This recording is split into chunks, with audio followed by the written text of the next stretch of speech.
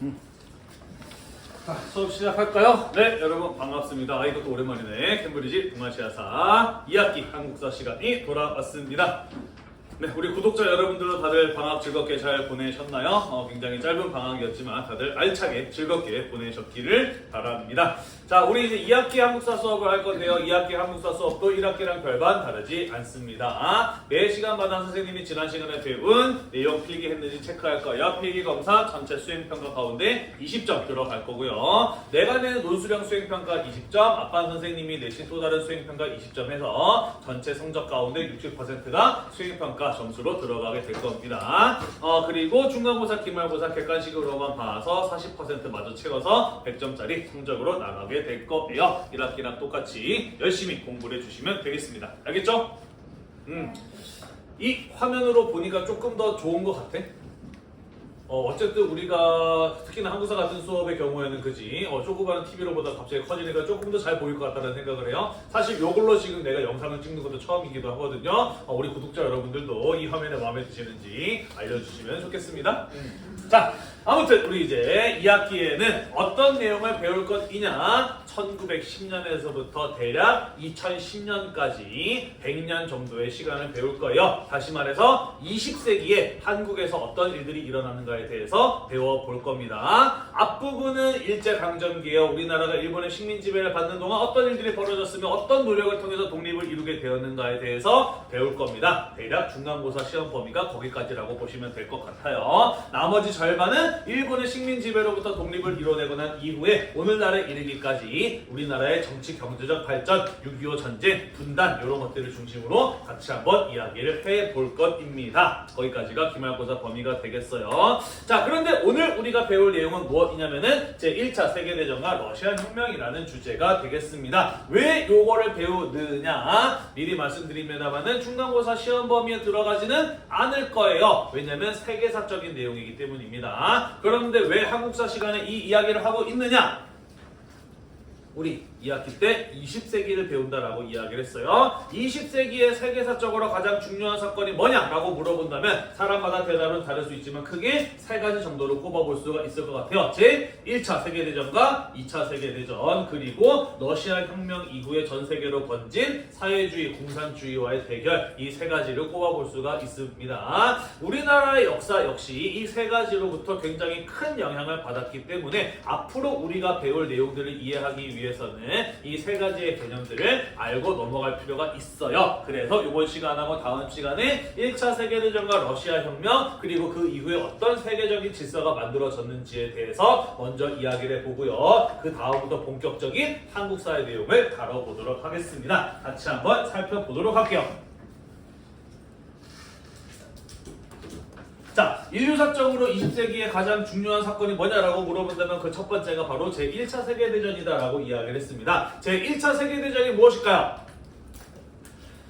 첫 번째로 일어난 세계적인 규모의 큰 전쟁이 바로 제1차 세계대전이죠. 그죠? 자, 그러면은 왜 이 세계적인 규모의 큰 전쟁이 일어나게 되었을까? 여러 원인이 있겠습니다만은 직접적으로는 19세기 후반에 제국주의 열강이 식민지 확보 경쟁을 벌였기 때문입니다. 여러분들 교재에는 식민지 쟁탈전이라고 돼 있을 텐데 선생님이 교과서 표현대로 고쳤어요. 뭐 어차피 똑같은 말이니까 안 고쳐도 상관없다고 생각을 합니다. 자, 식민지 확보 경쟁 무슨 말이냐? 자, 우리 지난 시간에 1학기 때 이런 이야기를 했었습니다. 제국주의란 다른 나라를 식민지로 지배하는 것을 제국주의라고 한다라고 이야기를 했어요. 그럼 식민지란 무엇이었느냐? 산업혁명에 대해서 잠깐 이야기를 했었어요. 산업혁명이 뭔가요?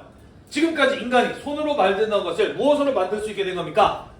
기계와 공장을 통해서 만들 수 있게 된 게 바로 산업혁명이에요. 그죠? 손으로 만들던 것보다 훨씬 더 빠른 속도로 많은 물건을 만들어낼 수 있게 된 게 바로 산업혁명이라고 하는 것이었어요. 그죠? 문제는 빠른 속도로 더 많은 물건을 만들어내기 위해서는 무엇 할 필요가 있었느냐? 물건을 많이 만들어내기 위한 원료를 확보할 필요가 있었고, 그렇게 만들어진 물건을 내다 팔 시장이 필요했어요. 그죠? 그래서 남들보다 먼저 산업혁명을 이룬 선진 산업국가 국가들의 경우에는 아직까지 산업화를 이루지 못한 나라들에게 침략적으로 접근해서 그들이 가지고 있는 원료를 싼 값에 가져와서 공장과 기계를 돌려서 상품을 만든 뒤에 그들에게 팔아먹는 이러한 구조를 만들었습니다. 그죠? 여기에서 선진 산업 국가에게 원료를 싼 값에 빼앗기고 그들이 만든 물건을 사서 써야만 했던 나라들을 가지고 우리는 뭐라고 불렀어요? 뭐라고 불렀나요? 선진 산업 국가에게 원료를 제공하고 그들이 판매하는 물건을 사야만 했던 곳을 가지고 우리를 식민지라고 이야기를 했습니다. 그죠? 다시 말해서 산업혁명 이후에 그 나라가 얼마나 잘 살 수 있느냐는 무엇에 달려 있었다? 얼마나 많은 식민지를 갖고 있느냐에 달려 있었다라는 거예요. 그래서 남들보다 먼저 산업혁명을 이뤘던 유럽의 선진산업 국가들은 더 많은 식민지를 차지하려 하였고 그러다 보니 식민지 확보 경쟁이 벌어지게 되었다라는 거예요. 이해가 되시죠? 자, 그 가운데 우리가 주목해볼 만한 나라는 어디냐면 바로 이 독일이라는 나라입니다. 왜냐? 이 독일이라는 나라 자체가 애당초 영국이나 프랑스 같은 나라보다 늦게 등장했어. 그러니까 원래 독일은 수많은 조그마한 나라로 쪼개져 있는 지역이었어요. 그런데 그게 나중에 통일이 되면서 독일이라는 국가가 등장하게 되는데 그 독일이라는 나라의 등장 자체가 영국과 프랑스보다 한참 늦었다라는 것이고요. 그러다 보니 독일의 산업화 역시 영국이랑 프랑스보다 늦었었다라는 거예요. 여기까지 이해가 되나요? 자, 그래서 뒤늦게 산업국가가 된 독일, 그들도 발전하기 위해서 뭐가 필요했다? 식민지가 필요했다. 그래서 식민지를 차지하려고 식민지로 할 만한 땅 어디 있는가 둘러봤더니 이미 웬만한 식민지는 거의 다 영국이나 프랑스 같은 선진 국가들이 가지고 있었다라는 겁니다. 따라서 독일이 식민지를 확보할 수 있는 방법은 무엇이었을까? 그들이 찾지 않은 땅을, 즉 그들이 차지하고 있지 않은 땅을 찾거나 혹은 영국과 프랑스가 가지고 있는 식민지를 뺐어야 됐겠죠. 그죠? 자, 그러면서 영국, 프랑스, 러시아 같은 나라가 독일을 견제하기 위해서 한 편을 먹었으니 그게 바로 삼국협상이라고 하는 동맹이었던 것이고요. 독일 역시 자신과 이해관계가 일치하는 이탈리아나 오스트리아, 헝가리 이중 왕국과 동맹을 맺게 되었으니 그게 바로 삼국동맹이라고 하는 것이었다라는 겁니다. 이해가 되시죠? 오스트리아와 헝가리는 두 개의 나라였지만 하나의 왕조에 의해서 지배받는 나라였어요. 그래서 이런 걸 가지고 이중 왕국이라고 하거든요. 몰라도 상관없고요. 그냥 편의상 오스트리아라고 하겠습니다. 왜냐면 오스트리아, 헝가리 이중 왕국 말이 길잖아요. 그죠? 자, 아무튼 요렇게 한 편 먹고 요렇게 한 편을 먹게 되었다라는 겁니다. 이게 의미하는 바는 무엇이냐? 동맹이 맺기 전에는 얘랑 싸우면 그랑 둘 사이의 전쟁일 뿐이에요. 그죠? 하지만 편을 먹었다고. 따라서 얘랑 얘가 싸우게 되면 이 싸움은 뭘로 번지게 되는 겁니까? 패싸움으로 번지게 되는 거예요. 그죠? 동맹이기 때문에 그들을 돕기 위해서 전쟁에 여러 나라들이 같이 뛰어들게 된다는 거예요. 동맹국들이 어느 두 나라 사이에 전쟁이 벌어지게 되었을 때 줄줄이 엮여 들어갈 수밖에 없는 상황이 만들어졌다는 겁니다. 이해가 되시죠? 그렇게 전쟁의 규모가 어떻게 된 거예요? 커지게 되면서 세계적인 규모의 전쟁이 일어나게 된 거죠.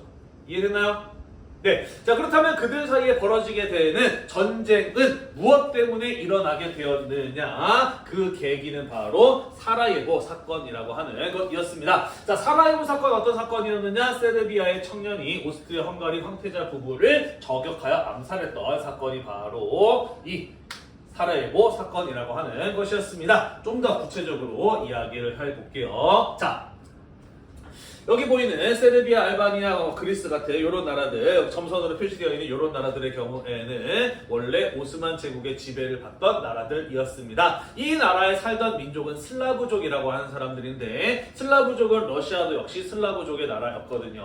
자, 그래서 러시아는 같은 민족인 슬라브족 국가들을 통해서 유럽의 영역을 확대하려는 계획을 가지고 있었습니다. 그래서 러시아는 이들이 오스만 제국으로부터 독립하려는 것을 적극적으로 도와줘요. 자, 그래서 이들 국가들의 경우 러시아의 도움을 얻어서 오랫동안 지배받았던 오스만 제국의 지배로부터 벗어나서 독립을 이룰 수 있었다라는 겁니다. 여기까지 이해되나요? 네.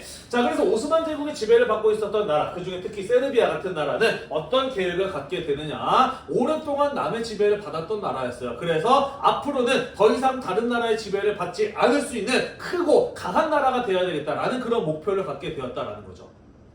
당연하겠죠. 그죠? 자, 그래서 세르비아가 크고 강한 나라가 되기 위해서 노렸던 지역이 어디냐? 여기 핑크색으로 표시된 보스니아 헤르체고비나라는 지역이었어요. 세르비아는 바로 이 보스니아 헤르체고비나라는 지역을 자기 땅으로 만들어서 크고 강한 나라가 될 계획을 가지고 있었다라는 거죠.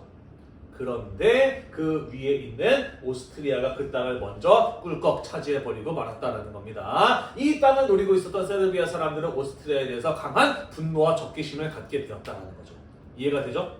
네, 그리고 이 보스니아 헤르체고비나의 가장 핵심적인 지역인 사라예보라고 하는 것을 오스트리아의 황태자 부부가 방문했을 때 오스트리아를 미워한 한 세르비아의 청년이 그들을 향해서 총을 쏴서 죽게 만든 사건이 벌어지게 되었으니 그게 바로 사라예보 사건이었다라는 거예요. 이해가 되나요? 누가 죽었다고? 황태자가 죽었어. 황태자가 뭡니까?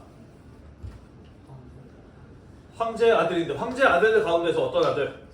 그렇죠. 그 뒤를 이어받을 아들이 바로 황태자잖아요. 그죠? 따라서 황태자가 죽은 것은 보통 심각한 문제가 아닙니다. 그죠? 그래서 오스트리아는 세르비아에게 이에 대해서 책임을 질 것을 요구하면서 굴욕적인 조건의 조약을 맺을 것을 강요하였고요. 세르비아가 그것을 거부하게 되면서 결국 오스트리아는 세르비아에게 선전포고를 하게 되면서 이 둘 사이에 전쟁이 벌어지게 되었다라는 거예요. 여기까지 이해가 됐나요? 그런데 세르비아는 누구의 지원을 받고 있었다? 러시아의 지원을 받고 있었다. 이 둘 사이의 전쟁에 러시아가 개입을 하게 됩니다. 그러면서 이들의 동맹국이었던 영국, 프랑스, 독일, 이탈리아 같은 나라들도 함께 전쟁에 끌려 들어가게 되면서 첫 번째로 세계적인 규모의 큰 전쟁이 일어나게 되었으니 그게 바로 무엇이었다? 제1차 세계대전이었다라는 겁니다. 정리가 좀 됐나요?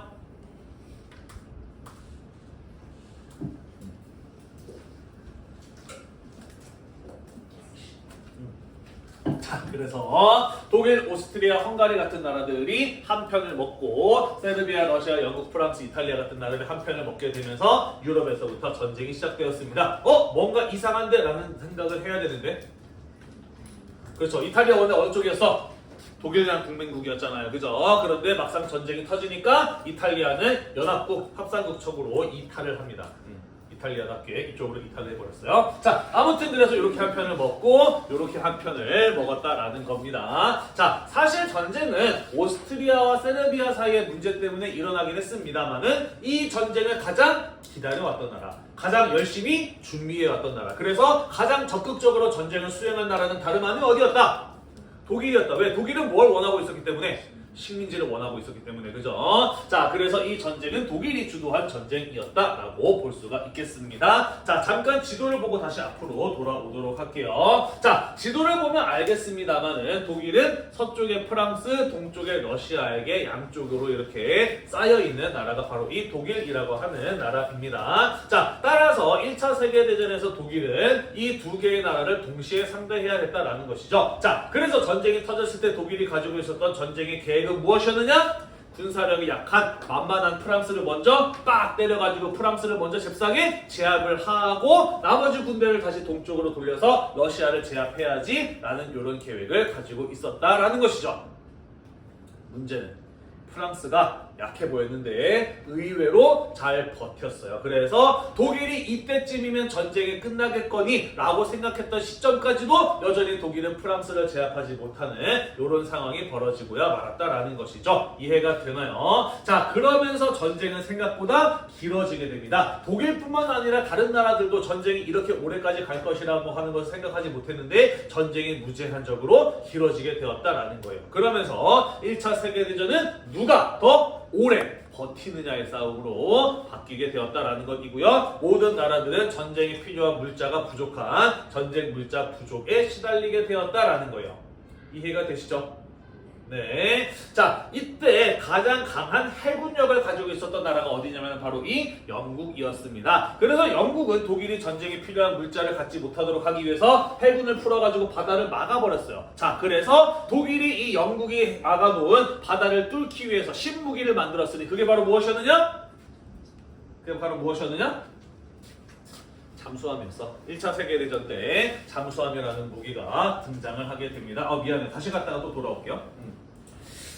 자, 그런데 어떤 일이 벌어졌느냐? 대서양 건너편에 있는 미국의 경우에는 1차 세계대전이 일어나게 되었을 때 이 전쟁 우리랑 상관없는 전쟁이야. 우리는 전쟁에 뛰어들지 않겠어. 라고 했습니다. 그러면서 미국이 전쟁에 직접적으로 개입을 하고 있지는 않았다라는 것이죠. 자, 그런데 아까 이야기했듯이 1차 세계대전을 치렀던 나라들은 전쟁 물자가 부족한 상황에 시달렸다라고 이야기를 했잖아요. 그죠? 미국 입장에서는 전쟁에 필요한 물자를 팔아먹기에 좋은 최고의 돈벌 기회였다라는 것이죠. 자, 그래서 미국은 바다 건너 영국 같은 나라한테 전쟁 물자를 팔아서 큰 돈을 벌었다라는 거죠. 독일은 영국에게 막혀가지고 전쟁 물자를 수입하지 못하고 있는데 영국은 미국한테 전쟁 물자를 수입하고 있는 이런 상황. 독일 입장에서는 무척이나 짜증날 수밖에 없는 거예요. 그죠? 자, 그래서 독일이 미국에게 경고를 합니다. 야, 너네 전쟁에 개입하지 않겠다고 했는데 왜 이런 식으로 영국을 돕는 거야? 너네 영국한테 물건 팔아먹지 마. 우리가 너네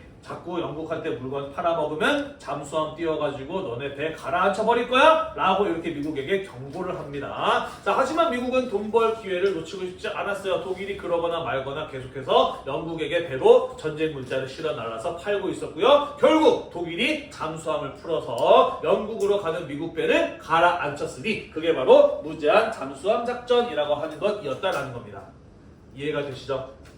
그래서 독일의 공격에 의해서 미국 배가 가라앉고 미국 사람들이 수많은 사람들이 죽는 일이 벌어졌어요. 뿐만 아니라 독일이 미국 아래에 있는 멕시코를 부추겨서 미국을 공격하려 하는 계획을 세웠다가 그게 들통나는 일이 벌어지기도 합니다. 결국 전쟁에 개입하려 할 생각이 없었던 미국 내에서 미국 사람들이 이제 우리도 전쟁에 뛰어들어야 하는 거 아니냐 같은 이런 여론들이 형성이 되면서 미국이 1917년에 1차 세계대전에 참전하게 되었다라는 거예요. 이해가 되시죠? 자, 그러면서 미국이라고 하는 크고 강한 나라가 팽팽하게 전개되던 1차 세계대전에서 연합국 협상국 측에 뛰어들게 되면서 전쟁은 이들에게 유리하게 전개되기 시작하였다라는 겁니다.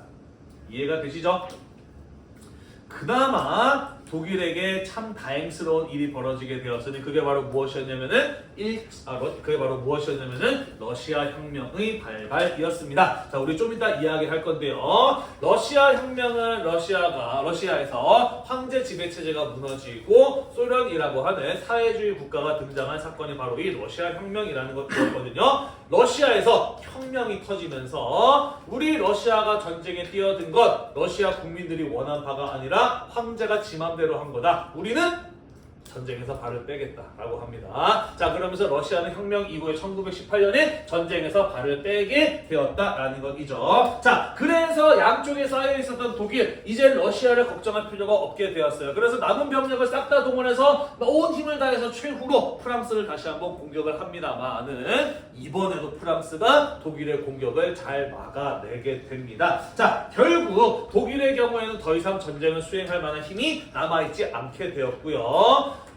해군들의 반란이 일어나게 되면서 독일 황제는 황제의 자리에서 쫓겨나게 되고요. 독일은 왕이 없는 나라 공화국이 되고요. 독일 공화국은 연합국 협상국 측에 항복을 하게 되면서 1차 세계대전은 이들의 승리로 끝이 나게 되었다라는 겁니다. 정리가 좀 됐나요?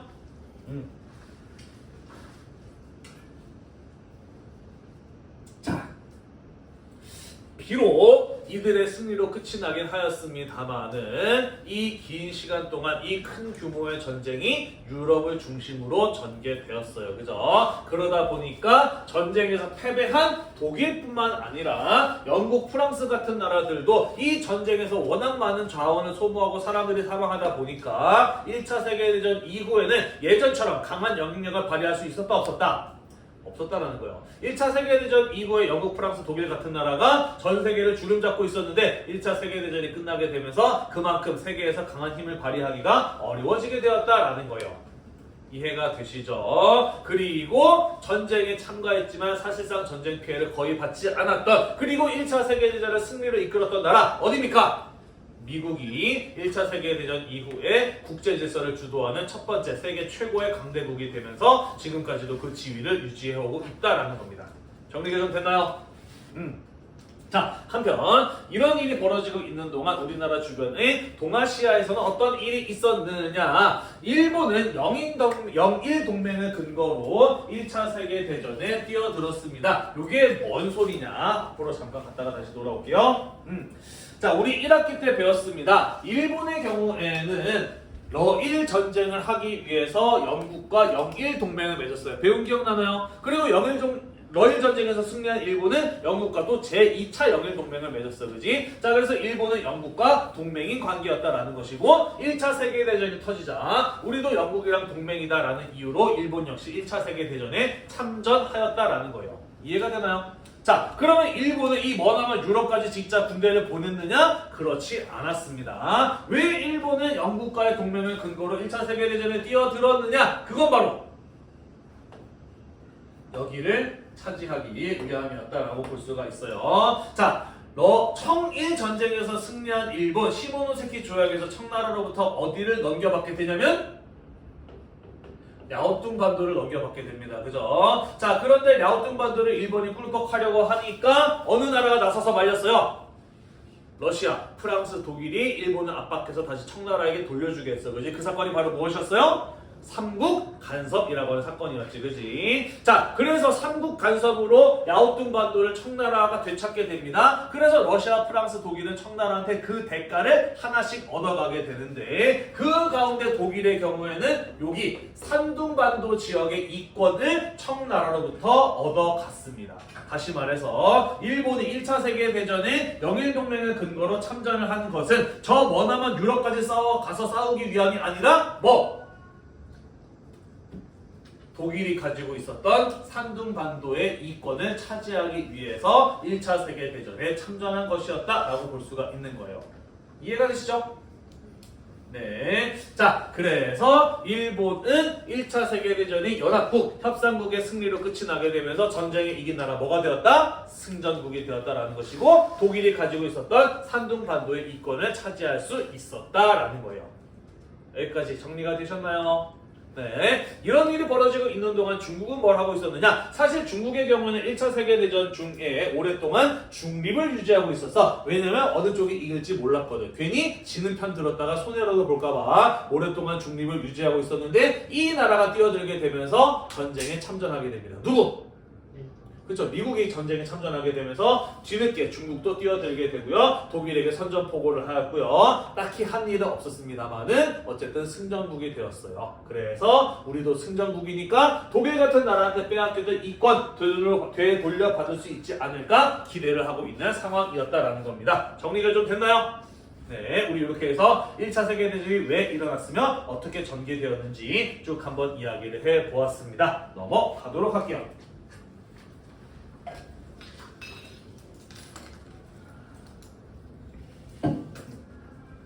자, 한편 제1차 세계대전 중에 일어난 또 하나의 중요한 사건 러시아 혁명에 대해서 좀 이야기를 해보도록 하겠습니다. 자, 러시아 혁명은 어떤 사건이었느냐?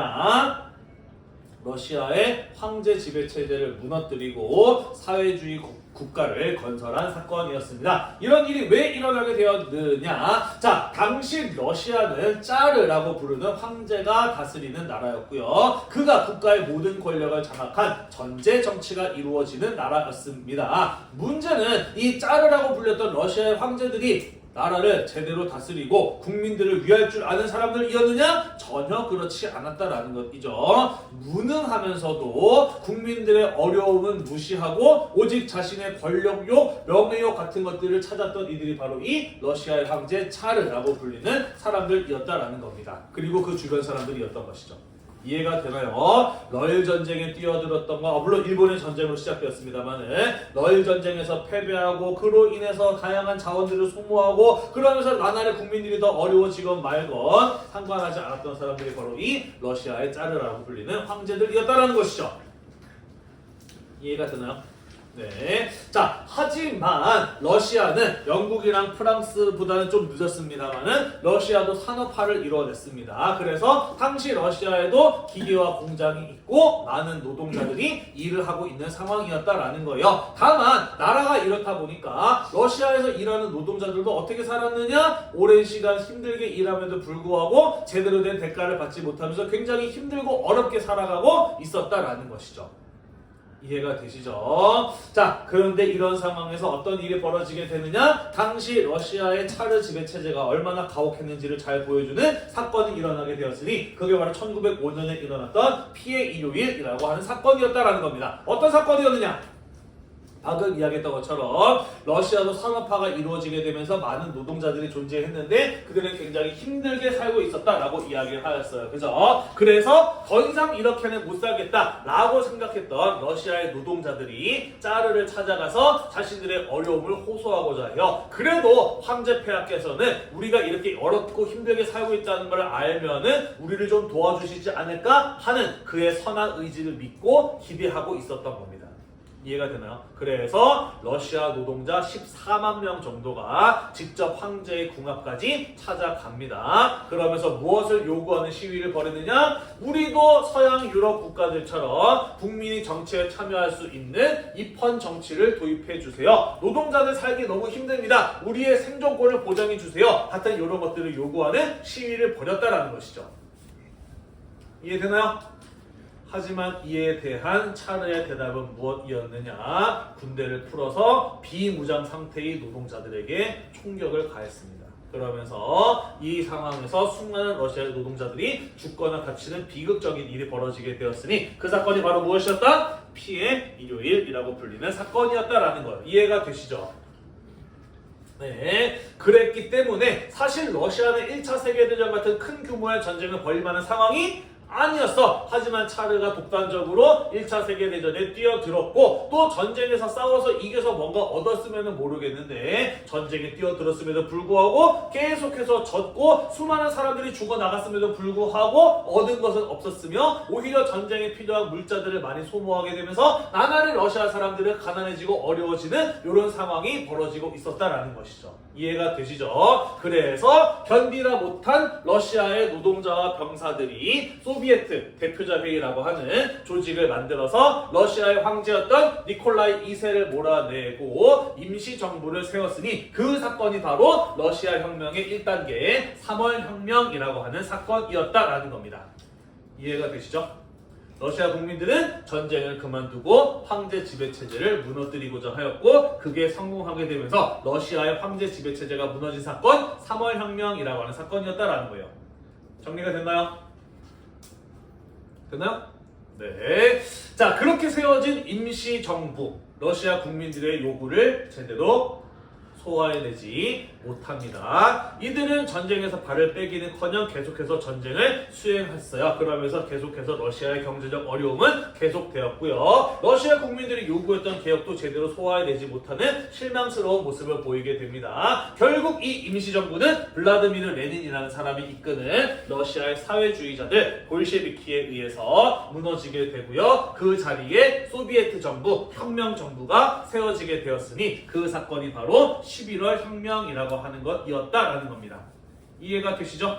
그래서 러시아 혁명은 3월 혁명을 통해서 황제 지배체제가 무너지고 11월 혁명을 통해서 사회주의자의 국가를 이끌어 나가게 되는 사건, 그게 바로 러시아 혁명이었다라고 볼 수가 있는 거예요.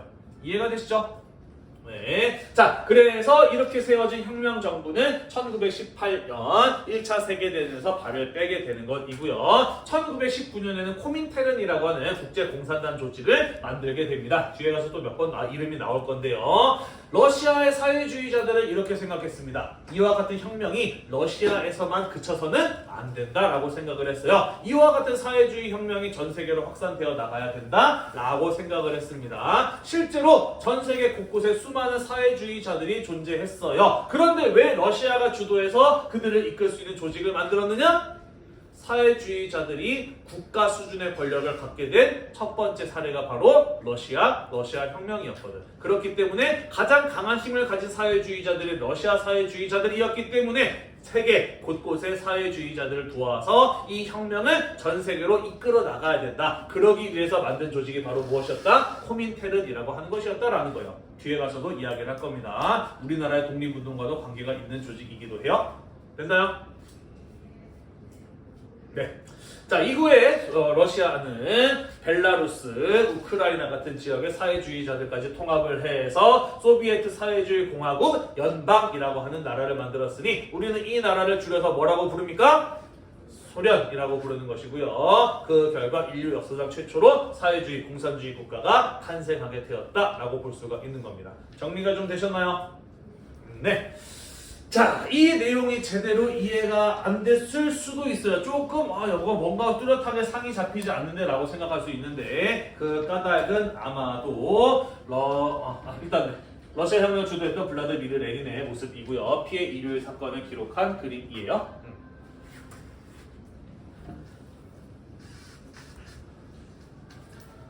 이 러시아 혁명이 뭔가 조금 제대로 이해가 되지 않는다는 느낌을 받았다면 아마도 사회주의, 공산주의가 무엇인지에 대해서 그 개념이 명확하지 않아서라고 생각을 합니다. 자, 남은 시간 우리 사회주의랑 공산주의란 무엇이냐에 대해서 이야기를 할 겁니다. 물론 이것도 시험 문제에 나오진 않겠습니다만은 이거를 우리가 제대로 이해하는 거 굉장히 중요해요. 왜냐면 우리가 2학기 때 20세기 역사를 배운다 그랬잖아요. 20세기 역사의 거의 대부분은 바로 사회주의 그리고 공산주의와 반대되는 자본주의 경제체제의 대결이었거든요. 우리의 독립운동도 사회주의 공산주의적 차원에서 전개되기도 했거든요. 앞으로 무지 많이 배울 개념이기 때문에 일단 사회주의란 무엇인지 공산주의란 무엇인지 우리가 알고 넘어갈 필요가 있다는 겁니다. 자, 그러면 사회주의 공산주의란 무엇이냐? 한마디로 이야기해 본다면 산업혁명 이후에 만들어진 새로운 경제 시스템, 우리는 그걸 가지고 자본주의라고 합니다. 그런데 이 자본주의가 어떤 문제를 가지고 있는지에 대해서 비판을 하면서 앞으로 이 자본주의의 문제를 극복하기 위해서는 이렇게 해야 된다라는 새로운 대안을 제시한 사상이자 이념, 그게 바로 사회주의 공산주의였다라는 거예요. 자, 그러면 사회주의 공산주의에서는 이 산업혁명 이후에 만들어진 경제 시스템이 자본주의가 무엇이 문제라고 지적을 했으며 그 문제를 극복하기 위해서 어떻게 해야 된다라고 주장을 하였느냐? 봅시다. 사회주의 쪽에서는 자본주의 경제체제에는 두 종류의 인간이 있다라고 보았습니다. 그것은 각각 무엇이냐? 자본가, 프랑스어로 부르주아와 노동자, 독일어로 프롤레타리아라는 것이었다라는 겁니다. 자, 부르주아란 무엇이냐? 생산수단을 소유한 사람이에요. 생산수단이란 뭔가를 만들어낼 수 있는 말 그대로의 수단이야. 예를 들자면 기계나 공장 같은 것들을 의미하는 것이죠. 자, 다시 말해서 자본가, 부르주아는 무엇이에요? 회사 사장이야. 내가 회사를 가지고 있고 기계와 공장을 가지고 있는 사람이 자본가 부르주아인 겁니다. 당연히 이 사람은 뭐 하려고 하나요? 내가 가지고 있는 공장과 기계를 돌려서 물건을 만들어서 시장에다 팔아서 돈을 벌려고 하는 사람이 바로 이 자본가 부르주아라는 사람이다라는 것이죠. 여기까지 이해가 되나요? 따라서 부르주아가 물건을 만들어서 돈을 벌려면은 물건을 만드는 데 필요한 원료도 사야 되고 그것을 내가 팔 수 있는 시장도 필요하지만 자기 혼자서 사장 혼자서 다 할 수는 없어요. 그죠? 나에게 고용되어서 일을 해줄 사람, 노동력이 필요했다라는 것이죠. 이해가 되나요? 네. 자, 그런데 이 노동자, 프롤레타리아는 어떤 사람들이냐? 반대로 생산수단을 소유하지 못한 사람들이에요. 오직 뭐밖에 없는 사람들?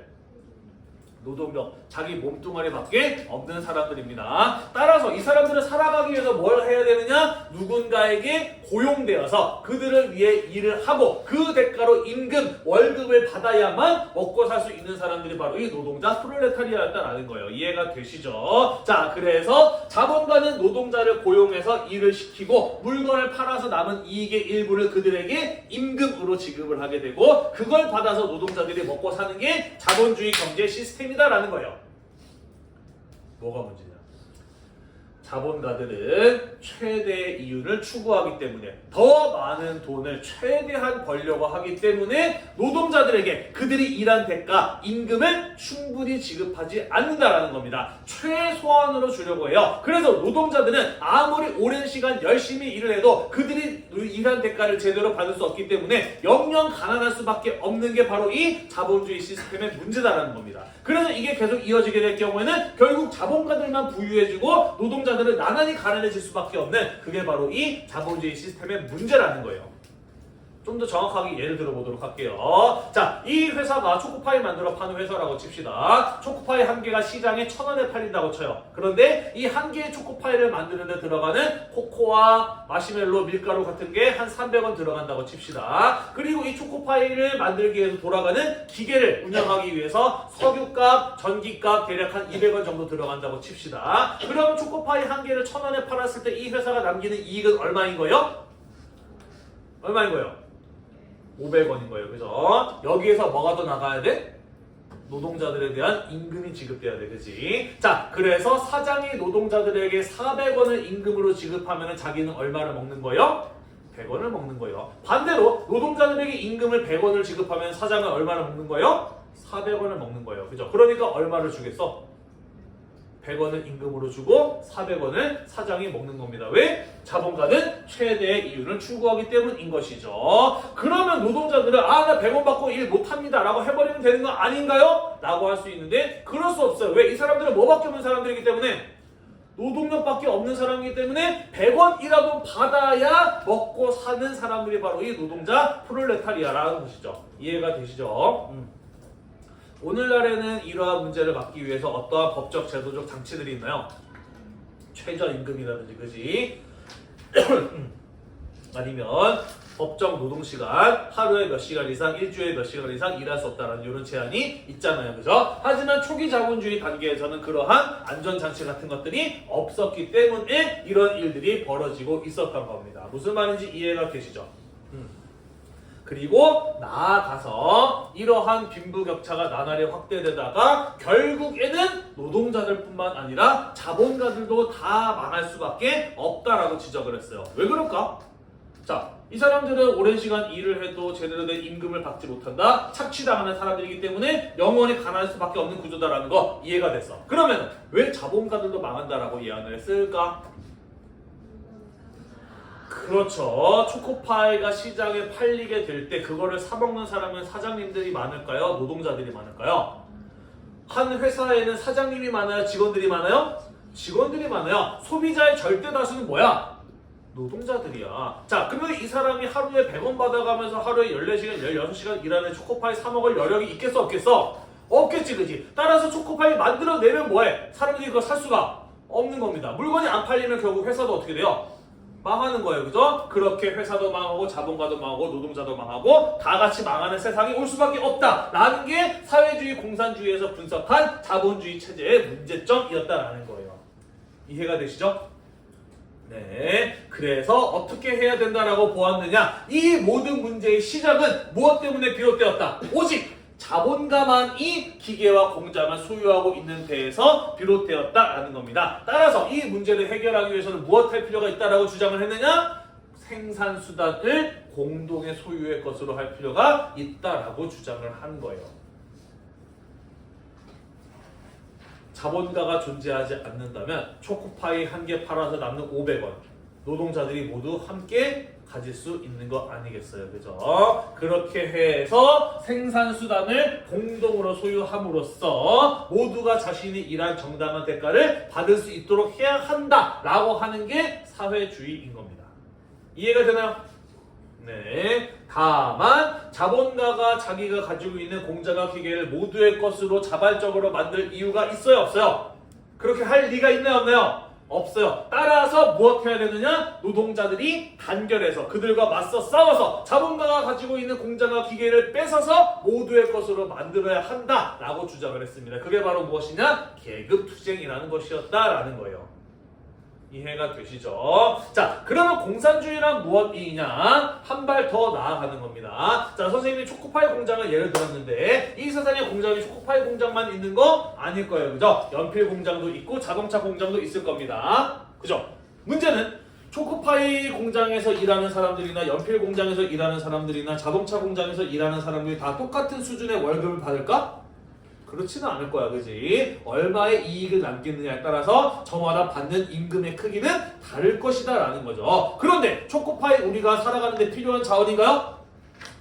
그렇다고 칩시다. 연필 우리가 살아가는데 필요한 자원인가요? 그렇다고 칩시다. 자동차도 필요한가요?